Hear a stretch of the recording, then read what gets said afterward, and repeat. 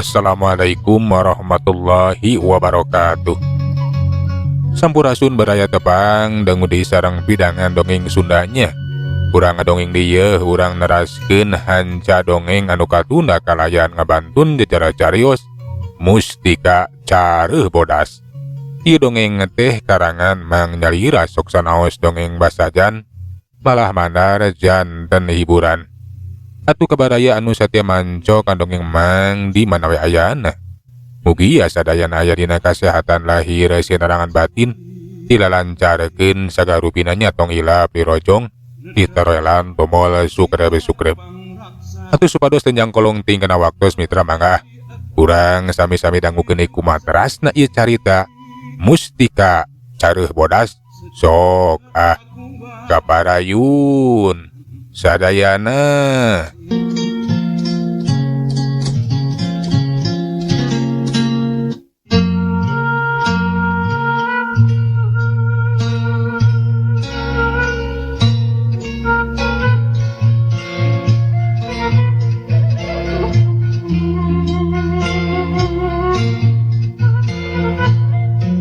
Asok siap kurang ajar. Iya. Gajeleng kirangga dipate mihlaan narajang hayang males ka si brewok. Si brewok anu dampaleung nanggeus dieusi ku aji beraja denda. Harita manehna nadah panarajang gedug deus carejek. Kirangga dipate ngapangkieung ka tukang bari karasa leungeun katuhurna teh asa kaduruk. Sedengkeun ari si brewok mah tetep tagen we tunggut kalinuan teu kedag kaingan teu ngageser saeutik oge. Kirangga dipa kudu ngaku kana kahebatan si brewok anu nyangking ilmu batara karang jeung ajian beraja denda tetela mampu ngungkulan ilmu belut putihna. Kirangga dipa jago kolot nunggeus asa ku pangalaman lila makalangan sok sanajan hatena teh mimiti kaentrepan ku rasa kasalempang. Inggis kateter kasoran eleh jajaten tapi cadu teuing cenah ari kudu mundur mah rek neruskeun di tarung we. Kusiwal ngaluarkeun peso leutik tina balik bajuna. Eta peso teh lain samarangan peso tapi peso nu boga tuah kasakten nu disebut peso wajah ireng. Pangna disebut peso wajah ireng eta peso teh rupana hideung tapi lain hideung alatan karahaan ieu mah. Peso teh dijieun tina wesi anu bahana wesi wajah hideung. Seret peso dipesat tina sarangkan anu dijieun tina kulit mencek. Geus kitu mah atuh eta kirangga dipate kentak-kentak jeleng di maju narajang. Rajakeun sia kurang ajar. Hiu peso disabetkeun. Si brewok ngareti musuhna teh ngagunakeun pakarang ampuhna. Tapi keur si brewok anu geus yakin kana kahasakten ilmu batara karang anu geus diyakinkeun kalawan sampurna najan musuh make pakarang ampuna cenah moal mampu nembus kana kawedukanana. Besok kirangga dipate rek nyabat kana beuheung. Orok kaya eta sabetan peso teh ukur tipuan lantaran peso teh rek nyorotos kana panon si brewok buku we atuh si brewok teh mani reuwas gentak ngagiwar jeleng plos. Jado teh sia rek ngalak-alak panon aing. Rasakeun kurang ajar. Mawales ti aing deuleu. Kituna teh langsung males narajang. Ceulik kirangga teh dibabuk jelebet. Allah. Parasa puheuh ceuleuna teh mani panas. Untung we dilapis ku kakuatan belut putihna. Dacak-dacak lamun teu dilapis ku kakuatan ilmu belut putihna mah moal teu geheng kaduruk atuh. Kabeunangan ku ajian beraja dentana si brewok. Sakedeung deui sia bakal modar si arang diba. Allah. Montong waka ngarasa unggul sia brewok. Dewek masih kene sanggup ikeun neruskeun ieu tarung. Urang tangtukeun saha di antara urang anu bakal ajal binasa deuleuh jeung saha anu bakal unggul. Jadi sia teh geus bosan hirup euy. Arek mah kesakeun nya ngareban aing. Rasakeun si arang diba.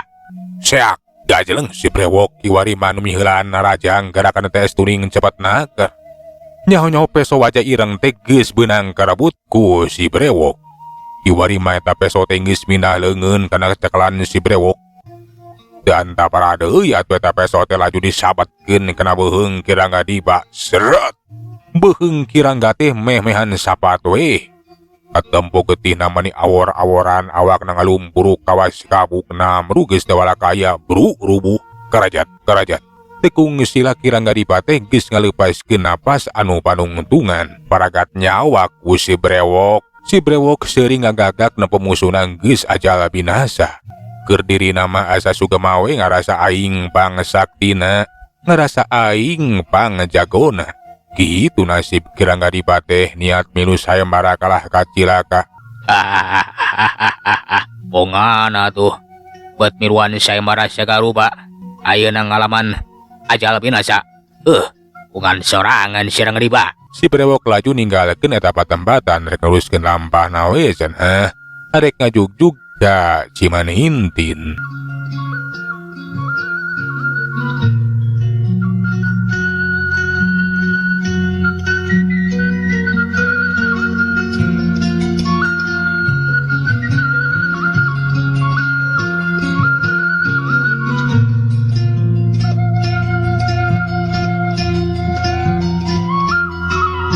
Keun tunangeunaan si brewok anu keur neruskeun lampahna.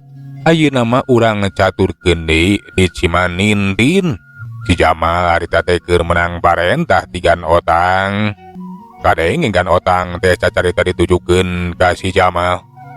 Wayahna maneh teh Jamal kudu indit kadayeuh Sumedang.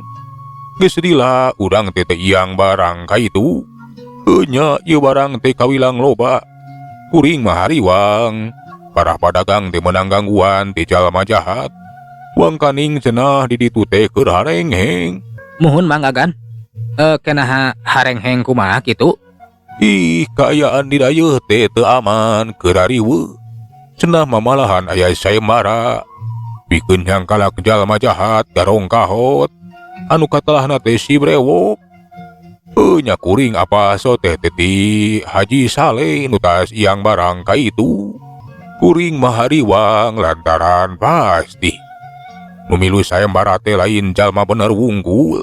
Loba jalma jahatna tarurun gunung. Inggis we rombongan urang teh pasang rok jeung jalma jahat. Nya kumaha lamun urang teh diganggu. Maranehna teh ngabega para padagang. Muhun kahartos Gan. Keun lah. Abdi siap. Nah kinten-kintena iraha miosna Gan. Ayeuna inditna teh meungpeung isuk-isuk keneh. Dari padagang mati kamari ge geus hariap Jamal. Nya atuh ari bade ayeuna mah mangga Gan. Gan otang sabada marentahkeun si Jamal pikeun ngawal para padagang mah laju ngaleos we indit. Sedengkeun ari si Jamal mah nepungan para pagawe atau para padagang. Hayu cenah urang indit keun urang kawal. Pikeun para pagawe atau para padagang mah dikawal ku si Jamal teh ngarasa regreg. Jang Jamal teh nu bade turun langsung Jang. Alah hari dikawal ku Jang mah regreg lah. Puguh ge emang teh hariwang. Da cenah di dayeuh teh keur harengheng Jang. Muhun Mang. Tadi kuring teh geus diparentah ku juragan otang.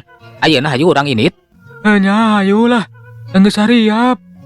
Geus kitu mah abringan para padagang atau para pagawe na juragan otang teh geus ngalabring ninggalkeun Cimanintin.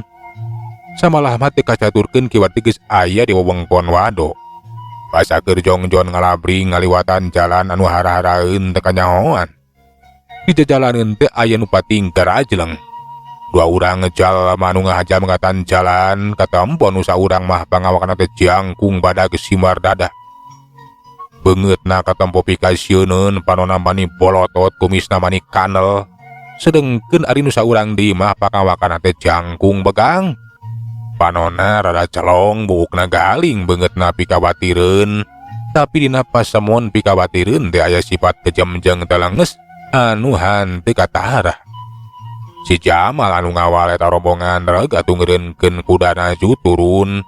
Laju kuda teh dicangcang heula we geus kitu mah nyampeurkeun ka nu ngahadang. Anu ditetadi geus kadenge hohoak we menta duit lamun hayang neruskeun di lampah mah cenah. Hai. Sok menta duit deuleu. Bisa ngaliwat ka dieu asa kudu aya duit, asa kudu aya leueur sia. Teu sagawa ya teu samarangan ngaliwat ka wewengkon aing. Hehehe. Ieu wewengkon teh ka kawasan aing deuleu. Badarai. Ieu jalan teh Teu sambarangan sia. Kapan ieu mah jalan umum euy? Nah bat kudu mayar sakarupa. Hei, keamanan euy. Lamun hayang aman gitu oge, jeung hayang teruskeun dilampas ya kurang ajar. Lamun hayang aman mah euy, saupama syariat teh nyaringkah deuleu. Naonan mah jeung sakarupa? Ae. Nah sia teu apa kada baik duaan euy. Ih, teu apa? Sia. Kuring Jamal, pangawalna ieu rombongan. Basa disebutkeun ngaran si Jamal, eta dua urang jalma jahat teh rada ngahuleng. Asa kungsi sedang ngadenge eta ngaran teh si Jamal pangawal Satiana juragan otang anu geus kasohor gagah. Tapi duana teh penasaran. Nah bener cenah kitu eta teh si Jamal dicemanintin atawa lain dewek si Kojin. Tah ieu batur dewek si Japra euy. Nah sia teh urang mana deuleu? Rombongan ti mana? Nah naon maksudna? Bet nanya sarupa kitu.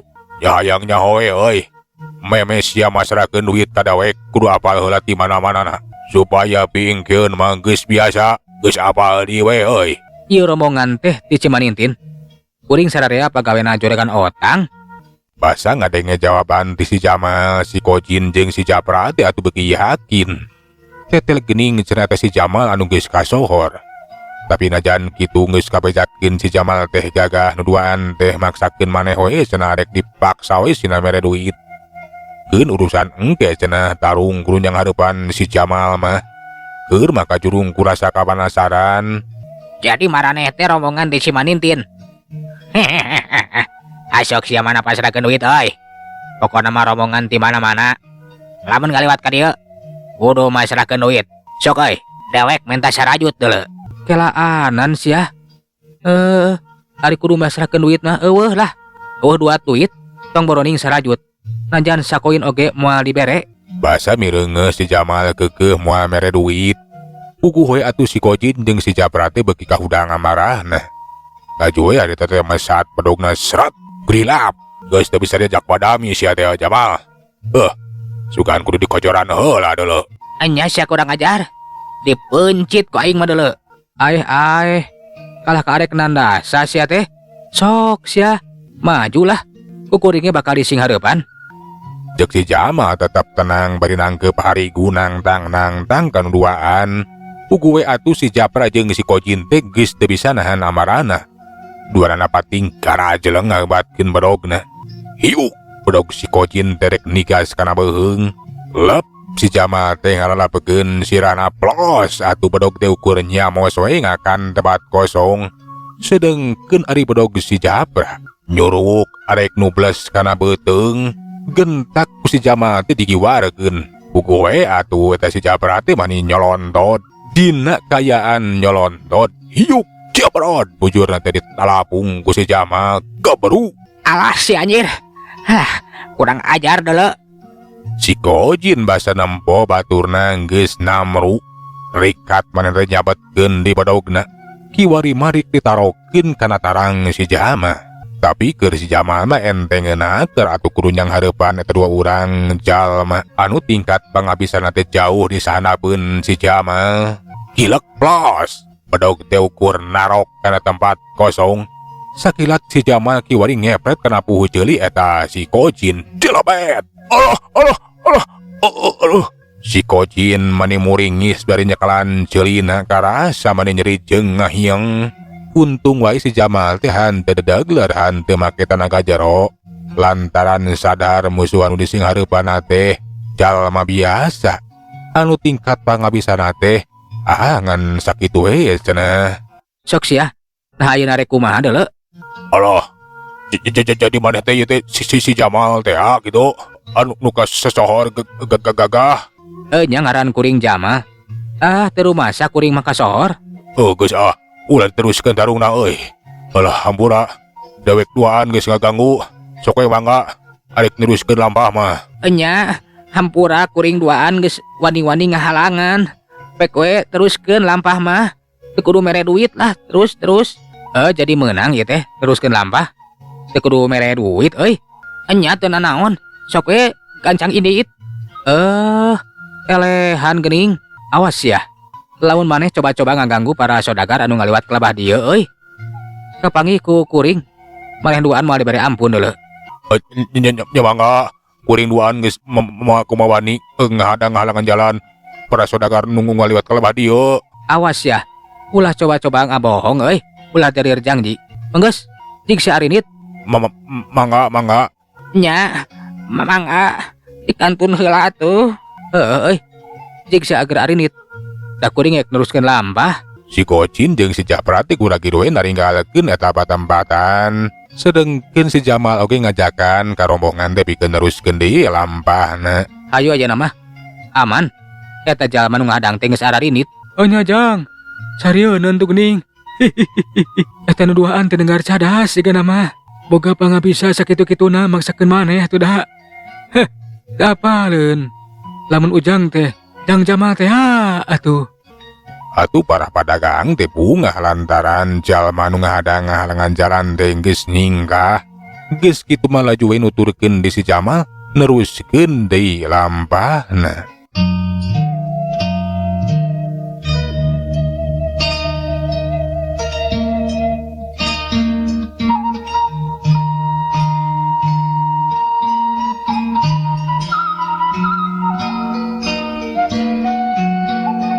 Keun tunda si Jamal jeung rombongan anu arek ngajugjug ka dayeuh Sumedang. Ayeuna mah urang caturkeun deui nyaeta si Brewok. Si Brewok teh geus tepi ka lembur Sukamana anu hanteu pati jauh teuing ti Cimanintin. Si Brewok anu ngarasa lapar laju we manehna teh nyimpang ka salah sahiji warung. Geus kitu mah manehna teh ngarondahar we. Geus bareg mah laju ngajakan ngobrol kana boga warung. Rek nanyakeun we ngeunaan lembur Cimanintin ngeunaan juragan Otang jeung si Jamal.